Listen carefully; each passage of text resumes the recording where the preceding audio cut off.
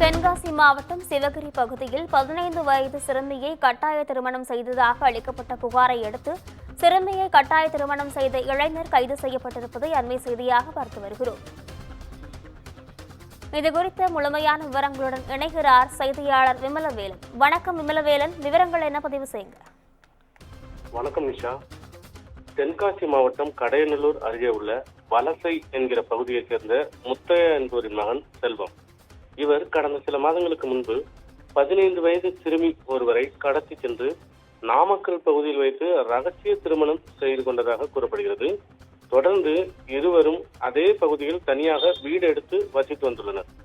இதற்கிடையே செல்வத்திற்கும் அந்த சிறுமிக்கும் இடையே அடிக்கடி தகராறு ஏற்பட்டுள்ளது. தொடர்ந்து ஏற்பட்ட தகராறின் காரணமாக செல்வம் அந்த சிறுமியை அடித்து துன்புறுத்தியதாக கூறப்படுகிறது. இதனால மனமுடைந்த அந்த சிறுமி குமாரபாளையம் அனைத்து மகளிர் காவல் நிலையத்தில் புகார் ஒன்றை அளித்துள்ளார். தொடர்ந்து சிறுமி அளித்த புகாரின் அடிப்படையில் குமாரபாளையம் மகளிர் காவல்துறையினர் நடத்திய முதற்கட்ட விசாரணையில் அந்த சிறுமி தென்காசி மாவட்டம் சிவகிரி பகுதியைச் சேர்ந்தவர் என்பதும் இவர் காணாமல் போனதாக சிறுமியின் தந்தை சிவகிரி காவல் நிலையத்தில் சில மாதங்களுக்கு முன்பு புகார் அளித்திருந்ததும் தெரிய வந்தது. இதனை அடுத்து குமாரபாளையம் அனைத்து மகளிர் காவல்துறையினர் சிவகிரி காவல் நிலையத்திற்கு தகவல் அளித்தனர்.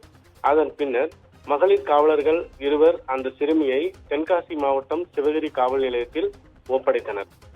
இச்சம்பவம் தொடர்பாக சிவகிரி காவல்துறை நடத்திய விசாரணையில் காணாமல் போன சிறுமியை இவர்கள் கடத்தி சென்று கட்டாயம் திருமணம் செய்து வைத்ததாக தெரிய வந்தது.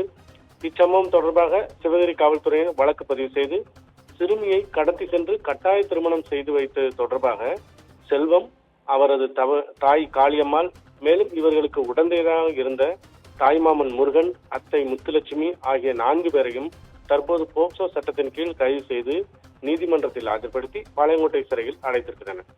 தொடர்ந்து சிறுமியை கடத்தி கட்டாய திருமணம் செய்து வைத்த சம்பவம் அப்பகுதியில் பெரும் பரபரப்பை ஏற்படுத்தியுள்ளது. நிஷா,